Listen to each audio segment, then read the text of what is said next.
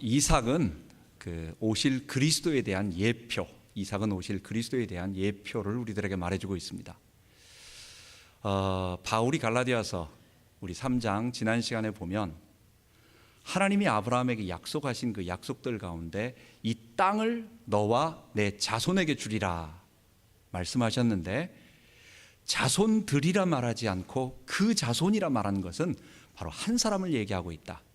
그게 가깝게는 이삭이요, 멀리는 맨 마지막에 그리스도다, 이렇게 얘기하고 있는 것입니다. 그래서 그리스도하고 이삭은 이삭은 그리스도를 예표하는 대단히 중요한 인물이다라고 하는 것입니다. 우리가 이삭을 생각할 때 이삭을 뭐로 보냐면 첫 번째는 약속의 씨앗입니다. seed, 약속의 씨앗입니다. 즉 무슨 말이냐면 하나님께서 이삭을 통해서 하나님의 약속을 받은, 구원받은 하나님의 백성들을 만들어내는 그 씨앗이라는 얘기예요. 이삭은 사실은 아브라함이 낳은 게 아니고 하나님이 창조하신 거예요. 왜 하나님께서 아브라함을 그렇게 괴롭혔을까? 예를 들어 75세 때 아들을 준다고 말씀하셨는데 그 다음부터 25년 동안 안 주시는 거예요. 그죠? 조금 갔다가 안 주니까 그럼 내가 양자 기르지 어차피 내 사람이니까 해서 다메섹 엘리에셀을 길렀더니 양자로 들여가지고 자기 집안을 다 맡기려고 후사로 세우려고 했더니 창세기 15장에 아니야, 내 몸에서 날 자, 그러니까 너가 직접 낳을 자가, 이렇게 표현을 해주시는 거예요. 그래가지고 그럼 내가 낳아야 되나 보다 해가지고 하갈을 통해서 낳았더니 아니야, 17장에는 사라가 내게서 낳을 이름까지 말해줬어요. 이삭. 그러니까 하나님은, 근데 그때 어땠어요? 17장에 보면은 사라 나이도 그렇고 자기 나이도 그렇고 낳을 수 없는, 자기 몸에 죽은 것 같음과 사라의 태에 죽은 것 같음을 알고도, 그러니까 아이를 낳을 수 없다라고 완전히 항복한 상태, 그게 바로 이삭을 낳는, 하나님이 그때까지 기다리시면서 마지막에 낳는 것입니다. 그래서 이삭을 낳는 순간 아브라함은 깨달았어요. 이거는 내가 낳은 아들이 아니다. 이건 하나님이 주신, 하나님이 창조하신 아들이다. 그래서 이삭은 뭐냐? 하나님이 창조하신 새로운 백성들을 낳을 그 조상이라는 말이에요. 물론 예수님처럼 무슨 동정녀 잉태라는 얘기는 아니지만 그만큼 불가능한 상태에서 특별한 출생으로 하나님이 주셨다라는 얘기, 그런 의미에서 약속의 씨앗이라는 거예요. 두 번째로 이삭이 중요한 부분은 그가 모리아 산에서 드려졌습니다. 그가 약속의 씨앗으로 많은 하나님의 백성들을 낳을 첫째 씨앗이면 그럼 그 다음엔 열매가 나오잖아요. 그게 이제 우리들이란 말이에요. 약속의 자녀들이라는 말이에요. 그게 씨앗인데 참 특이하게도 하나님은 이삭을 모리아 산에서 제물로 드리라고 합니다.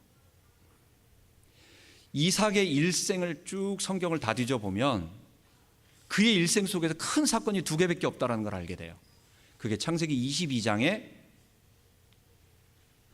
번제로 드리는, 모리아산에서 번제로 드리는 사건 한 장 가득 들어있고, 나머지는 이제 리브가를 얻어가지고 자녀를 낳는 겁니다. 이 두 가지 사건만 성경은 기록하고 있어요. 그러니까 얼마나 이 모리아산 사건이 이삭에게 중요한 것인가를 알게 되는 거예요. 약속의 씨앗을 하나님께서 바치라고 말합니다. 근데 그 모리아산이 어딘가? 역대상 3장 1절에 보면 그 모리아산에 예루살렘 성전을 세우라고 말해요. 그러니까 알다시피 그 모리아산은 예루살렘을 말하는 것입니다. 예루살렘. 지금 성전이 세워져 있는, 성전이 솔로몬 성전이 세워졌고 그게 아라우나 타작마당이었고, 그리고 거기에 지금 현재 황금동 사원이 세워져 있고 이슬람 사원이 세워져 있고, 사실 그 주변에는 뭐가 있어요? 감람산과 갈보리가 있는 것입니다. 다시 말한다고 한다면 모리아산은 예루살렘 전체의 시온산을 말하면서 주변의 갈보리산과 그 다음에 이런 것들은 조그마한 언덕들이기 때문에 다 같은 산을 말해요. 그래서 모리아산에서 이삭을 바친 것과 마찬가지로 예수님께서 친히 그 모리아산, 그 골고다산, 영적인 의미에서 갈보리 골고다 언덕에서 우리 죄를 위해 죽으신 것이에요. 그런데 이삭은 거기서 죽지 않고 살아났어요. 여기서 놀라운 것은 아브라함이 이삭을 갖다가 죽이려고 할 때 그것은 내가 이렇게 딱 하는 순간 하나님이 어떻게 딱 해가지고 이렇게 여러 가지를 계산하지 않았어요. 아브라함 정말 죽이려고 한 거예요.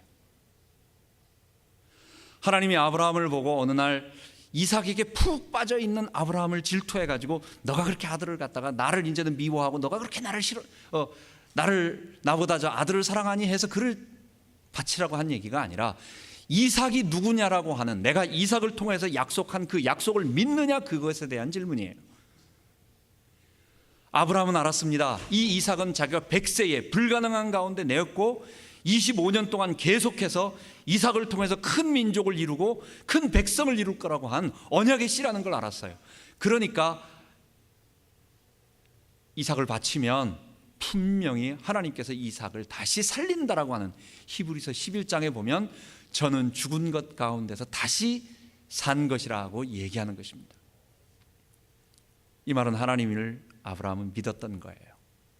그래서 이삭은 우리들에게 크게 두 가지를 말해주고 있는데, 그 이삭으로 말미암아 야곱을 낳게 되고 야곱을 통해서 12아들을 낳고 그 다음에 큰 민족을 이루는, 하나님의 이스라엘 백성을 만드는 그 첫 씨앗이 이삭이듯이 그리스도를 통해서 이제 모든 인류가 하나님의 백성이 되는 새로운 인류의 씨앗으로서, 이삭과 같은 그 모형으로서 주님께서 오셔서 우리를 위해서 죽으시고 부활하시는 그 사건을 마치 모리아산에서 이룬 것과 같이 그렇게 하셨다라는 것입니다. 하나님이 아브라함을 의롭다라고 말한 것은 그것을 믿었다라는 것입니다. 아브라함이 하나님을 믿음에 이것을 저에게 의로 여기셨느니라. 아브라함은 이삭을 통해서 하나님의 땅, 가나안 땅과 그 다음에 큰 민족을 이루는, 그것을 주겠다고 하신 말씀을 현재 상황에서는 어땠어요? 없었어요. 그리고 아브라함 죽을 때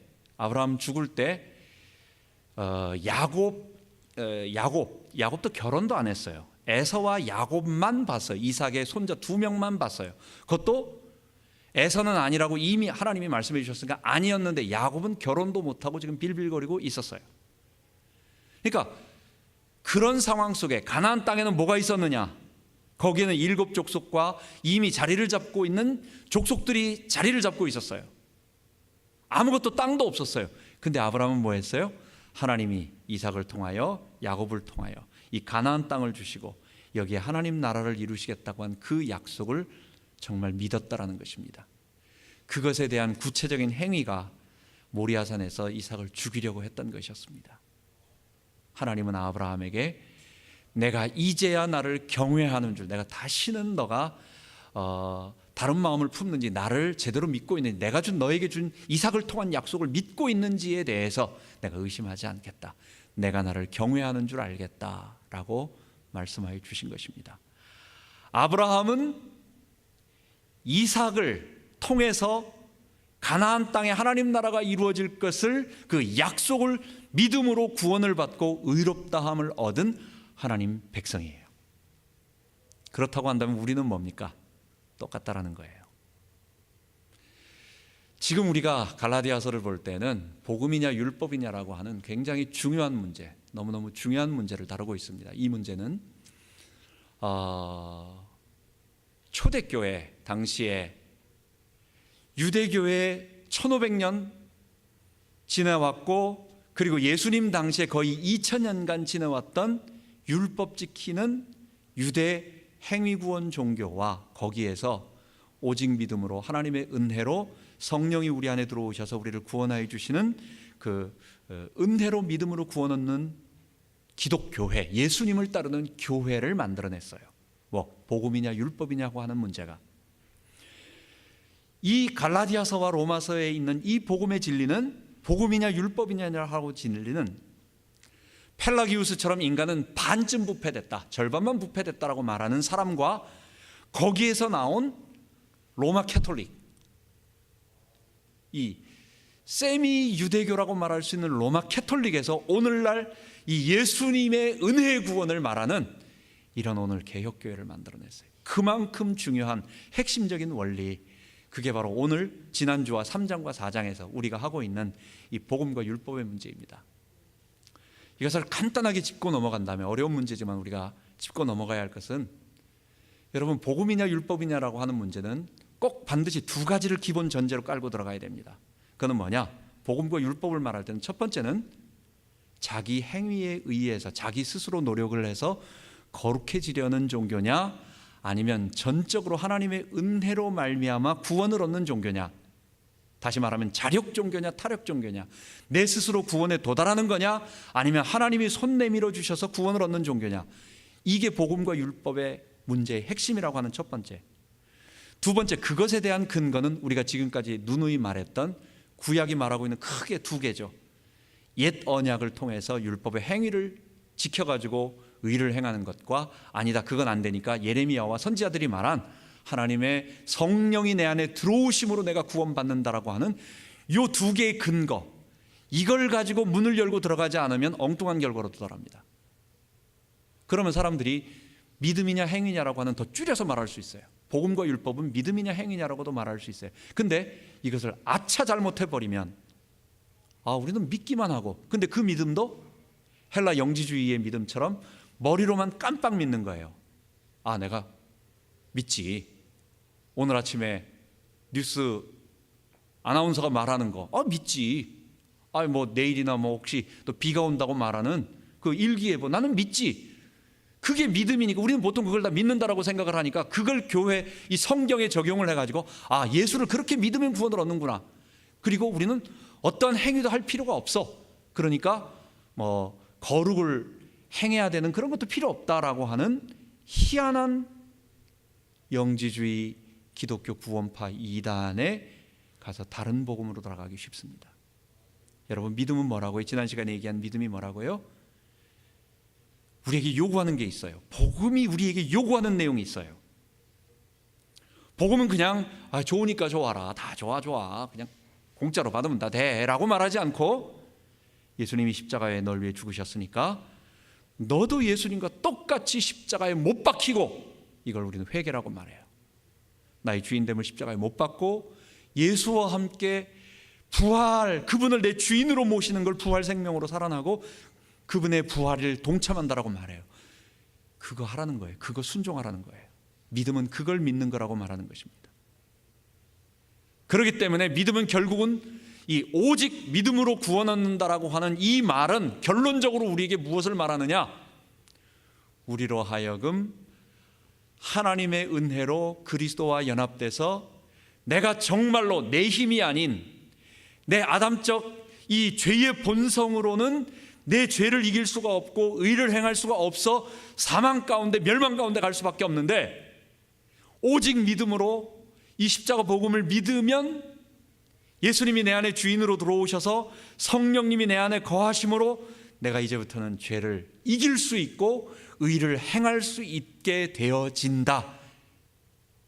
여러분, 이게 믿음, 오직 믿음으로 아브라함이 믿었던 믿음이라는 얘기예요. 자, 그렇다면 우리는 오늘 이미 우리는 믿음으로 구원 얻는 게 아니야 라고 아무도 거부하며 반항할 사람이 여기는 아무도 없어요.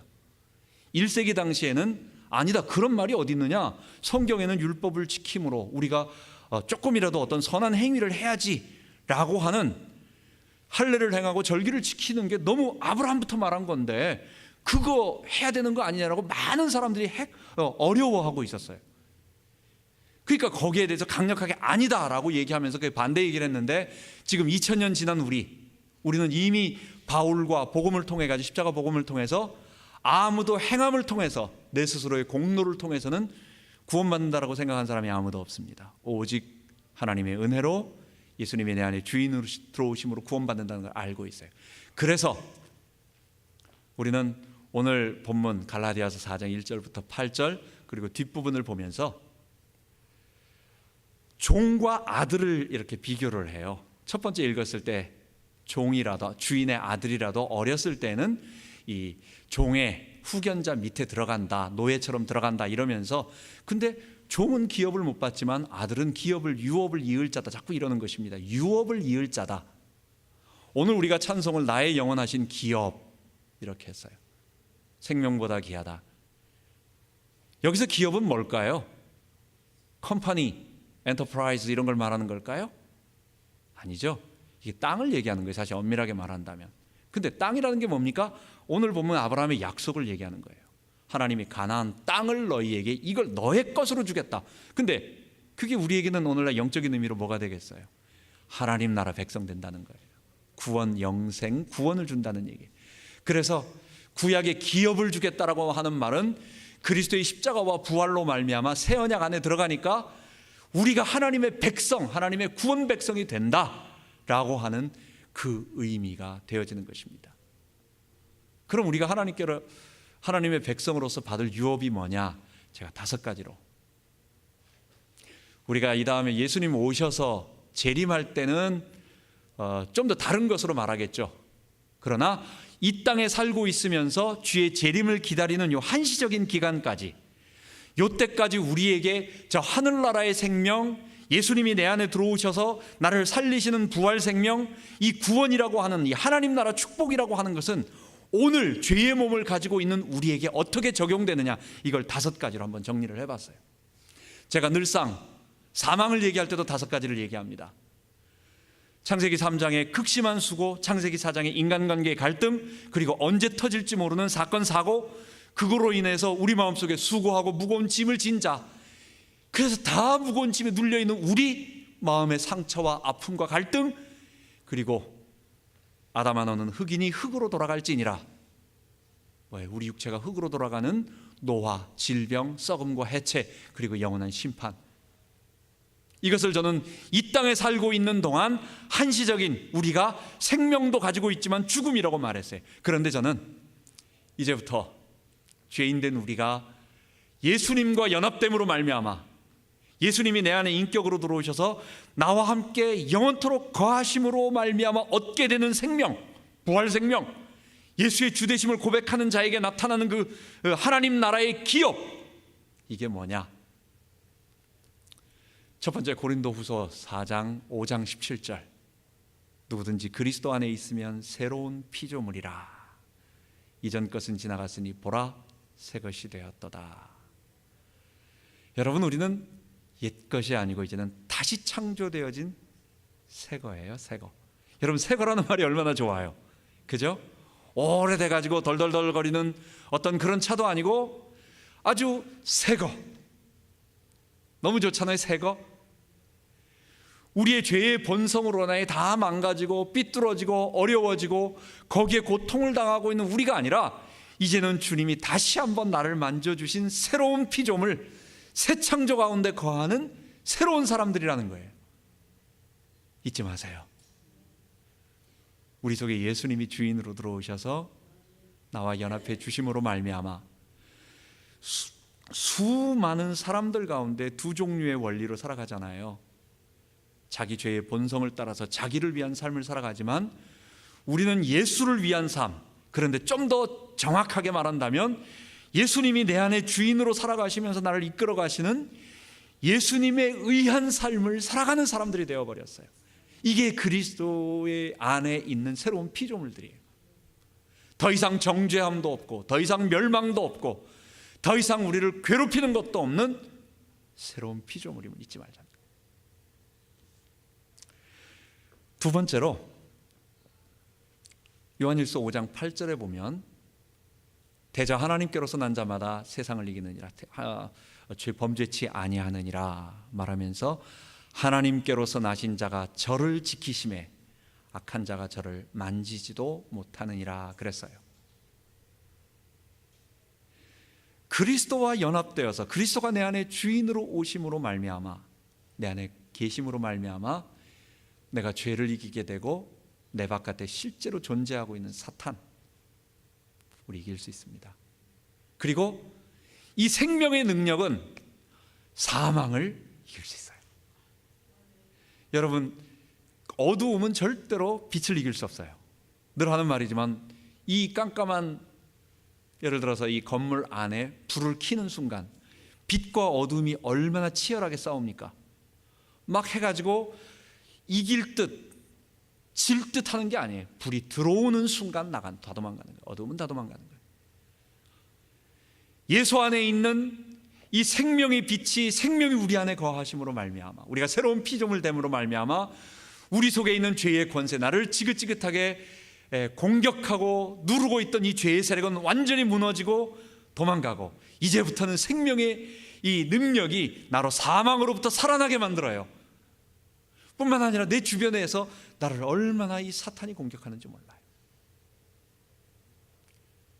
사탄의 공격은 우리가 아무리 아닌 척, 문제가 없을 때는요, 나 그 정도 이길 수 있어, 나 믿음 좋아, 이렇게 딱 자신하거든요. 근데 문제가 딱딱 치면 여러분, 우리 자신감이라고 하는 게 그렇게 세지 않다는 걸 알게 돼요. 재정적인 큰 어려움이 온다든지, 아이가 크게 어려움을 당했다든지, 뭐 여러 가지 문제를 딱 보게 되면 우리에게는 제일 먼저 내가 사탄에게 지금 힘들구나라고 하는 것이, 걱정이 먼저 오는 게 그게 사탄이에요. 사탄이 우리에게 염려와 두려움을 집어넣고, 그래서 우리로 하여금 우는 사자처럼 계속 공격하는 것입니다. 악한 자가, 하나님께로서 나신 자가 저를 지키심에 악한 자가 저를 만지지도 못하느니라. 우리가 아브라함의 믿음처럼 예수님을 믿음으로 말미암아 구원을 얻은, 우리가 이 땅에서 얻게 된 영생의 축복, 부활 생명의 축복, 하나님 나라 기업의 축복은 뭐냐? 바로 사탄을 이기고 죄와 사망을 이길 수 있는 권세, 우리에게 주셨다는 것. 세 번째는 요한복음 14장 16절에 보면, 또 다른 보혜사를 너희에게 주사 그랬어요. 보혜사는 뭐냐? 파라클레토스라고 해가지고 우리 곁에 계신 분이에요.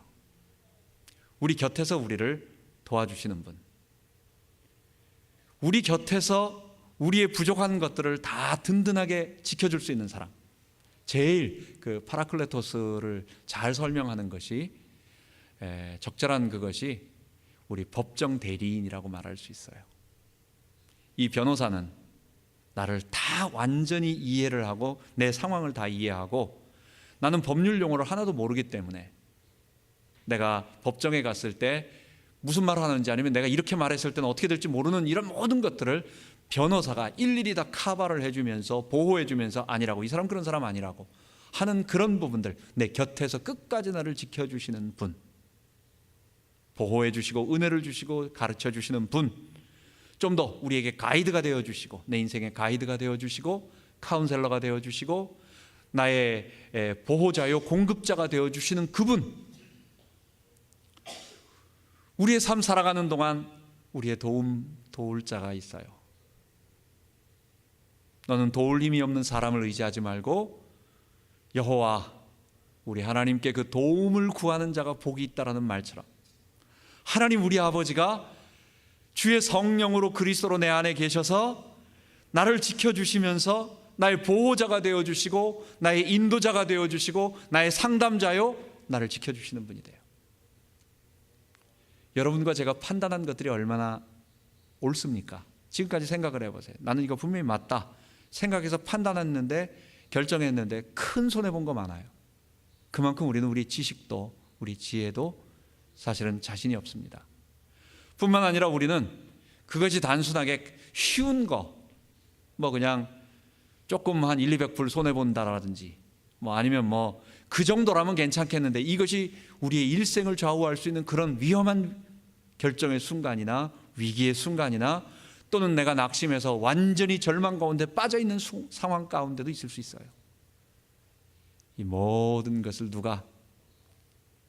내 안에 주인으로 계신, 내가 예수님께 믿음으로 말미암아 십자가에 못 박히고 그분을 내 안에 주인으로 모실 때는 그분이 나의 위로자가 되어주시고 상담자가 되어주시고, 어떨 때는 내가 사인을 해야 되는데 도저히 이건 안 될 거니까 주님이 갑자기 그냥 참석하지 못하도록, 갑자기 어려움을 만나가지고 내가 다쳐서 거기에 참석하지 못함으로 그 위기를 넘어가게 하시고, 모든 방법을 통해서 우리에게 가장 좋은 것을 주신다.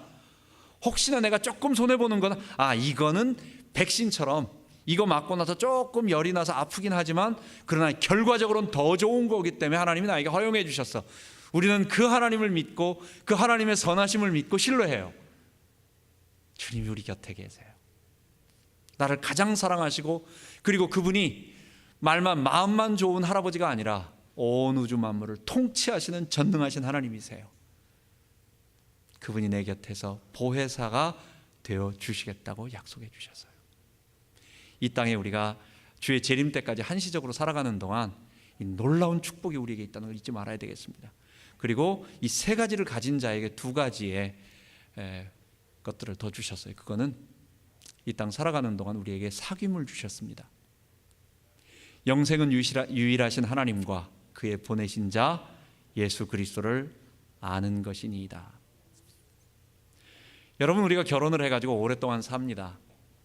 살아오면서 10년, 20년, 30년, 더 많으면 4, 50년까지 계속 살아가잖아요. 살아오면서 많은 일들이 우리 가운데 있었어요. 이거 타다가 또 좋은 일도 있었어요. 집을 얻기도 하고, 아니면 차도 사기도 하고, 여러 가지 일들을 둘이 합쳐가지고 좋은 일도 하고, 또 어떨 땐 손해도 보고. 근데 그 했던 일들은 과거의 옛날 얘기로 다 없어졌어요. 남는 건 뭡니까? 우리 기억의 추억, 경험, 그 다음에 또 하나 남는 게 있어요. 두 사람의 관계예요. 다른 건 다 없어졌어요. 다른 거. 옛날에 좋다라고 했던, 처음에 샀던 그 좋은 차도 다 해서 폐차가 돼가지고, 그 좋아가지고 그렇게 좋아하던 그 차도 폐차가 돼가지고 없어져 버리고, 뭐 했던 어떤 큰 일들도, 이 모든 것들도 다 없어졌는데, 이렇게 오랫동안 살면서, 같이 살면서 그냥 관계, 둘이의 사귐, 친밀감, 이 두 사람 사이에 있는 거리, 이게 좁혀지면서 하는 그것만 남는 거예요. 여러분, 하나님과 우리가 천국에 가서 얼굴을 처음 한 번도 얘기 안 하다가 딱 봤을 때 얼마나 서먹할까요? 여러분, 이상하다고 생각하지 않으세요? 여러분, 사람은 참 이상합니다. 우리가 안 보면요, 이게 마음이 멀어져요. 한국에 멀리 떨어져 있어가지고 전화 자주 하지 않으면, 오랫동안 떨어져 있으면 이게 남 같아져요. 그래가지고 같이 있는 것보다도 혼자 있는 게 더 편해진다라는 말들도 많이도 듣게 되고, 또 처음 아무리 친한 친구도 한 1년, 2년 동안 전화 안 하고 서로 관심 없이 가만히 있다가 그냥 오랜만에 딱 만나면 옛날에 그것을 갖다가 다시 찾기가 참, 이거 하기가 어려운 거예요. 근데 하물며 하나님을 한 번 만나고 나서 그 다음에 10수년 동안, 아니면 수십 년 동안 한 번도 없이 하나님은 하나님대로 사세요, 나는 내대로 살게요 하다가 천국에 가서 얼굴을 쫙 보면 그거 굉장히 어색할 것 같은데, 하나님은 우리에게 일 시켜 먹기를 원하시는 것이 아니라 하나님 우리와 사귀기를 원하세요. 내가 널 사랑한다고, 내가 널 위해서 아끼지 않고 내 아들을 보내줬고, 내가 너의 하나하나를 다 관심 갖고 있다고. 주님은 우리를 아시고 우리를 부르시고 눈동자같이 지키시고 사랑한다라고 하는, 여러분, 정말 인격을 가진 존재는요, 둘이 서로 사귀기를 원하는 거예요. 인격을 가진 사람, 서로 이야기하고 싶고 같이 그냥 쳐다보고 싶고 같이 공감을 나누고 싶고, 그래서 수다가 거기에 해당되는 얘기잖아요. 별 얘기 아니라도 서로 얘기 나누면서 그냥 같이 좋아하고 같이 웃고 히히덕거리면서, 근데 남는 건 뭐예요? 친해지는 거예요. 그 내용이 남는 게 아니고 둘이 저 친해지는 거예요. 아, 이 사람은 내 편이구나. 아, 이 사람은 나와 얘기를 해도 되는구나. 아, 이 사람은 나를 적대감을 갖지 않고 나에 대해서 관심을 갖고 있구나 라고 하는 것을 그냥 그런 작은 행동들을 통해서, 작은 대화들을 통해서 계속 확인하면서 되어지는 거예요. 이 땅 살아가는 동안 하나님은 우리를 알기를 원하십니다.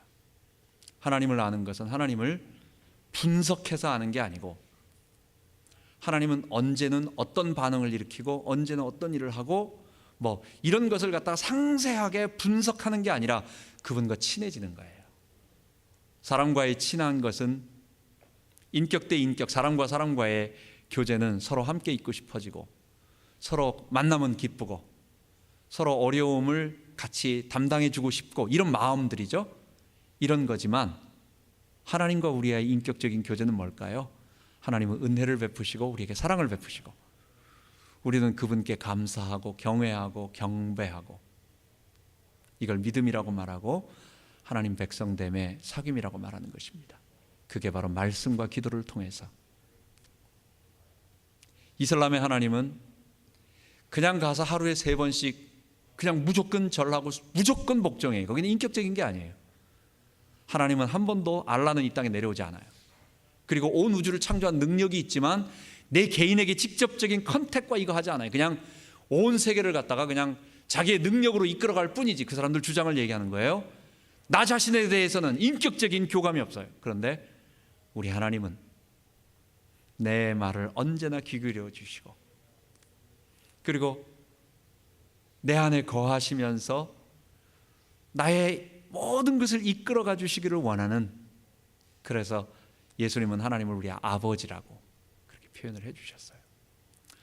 마지막으로 다섯 번째는 너무도 놀라운 천국 대사관이라고 말할 수 있는 하나님 나라 대사관인 교회를 우리에게 주셨습니다. 내가 이 반석 위에 내 교회를 세우리니 음부의 권세가 이기지 못하리라.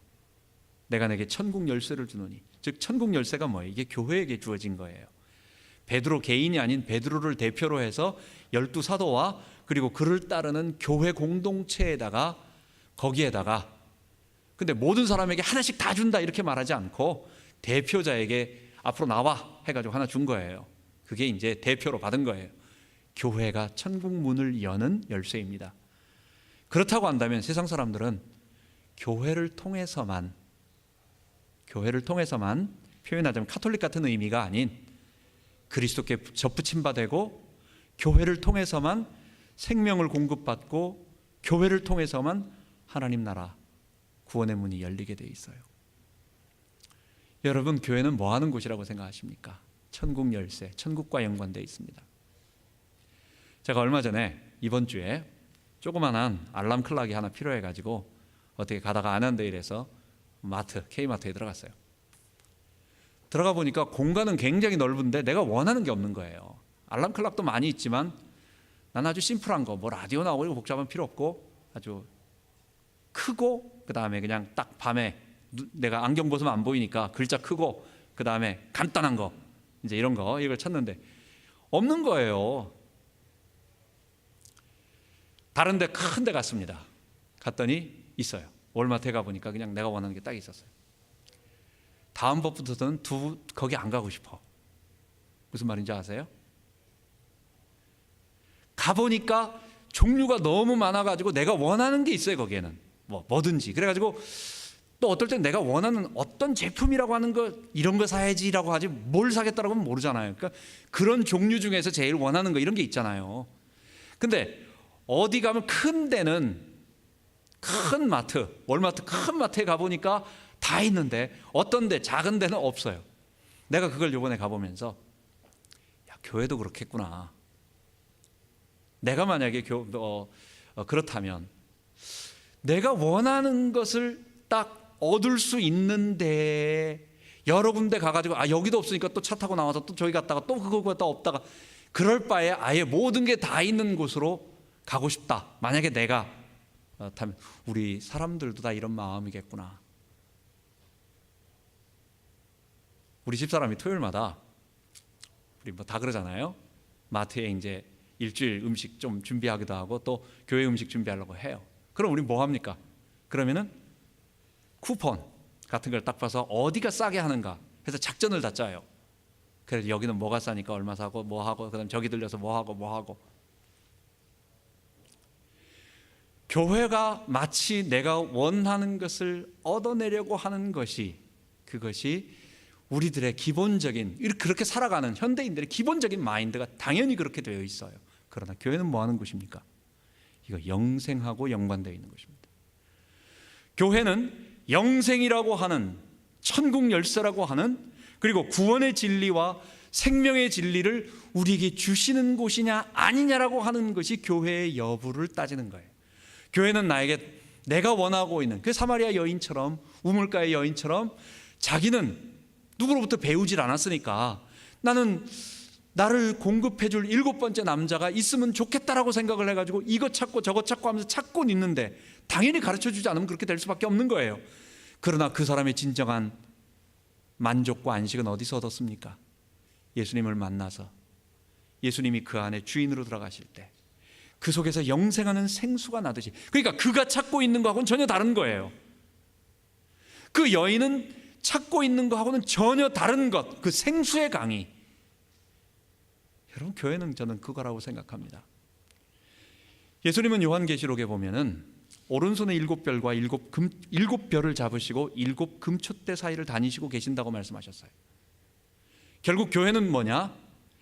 예수 그리스도의 십자가 복음에 가슴 터지고 있는 주의 종과 그를 사랑하고 그와 함께하고 싶어하는 장로님, 전도사님, 그리고 귀한 성도들이 모여서 그 주님의 말씀을 사모하며 나가고 있는 공동체예요. 그 주님의 말씀과 함께 오늘 내게 예수의 이 부활 생명이 정말 나타나기를 원하고 있고 그 원함을 정말 바라보고 있고, 이게 성경이 말하고 있는 명백한 구원의 진리거든요.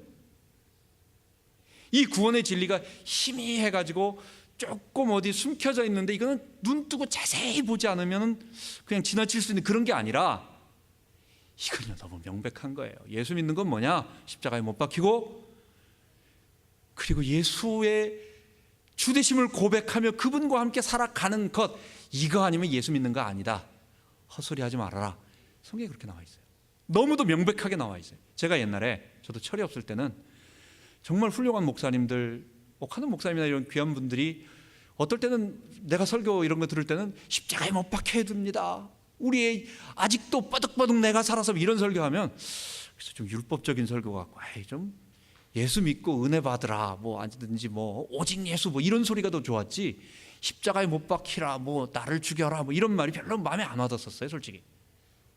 근데 내가 더 주님의 말씀 속으로 들어가 보면서 더 십자가와 부활 안으로 들어가 보니까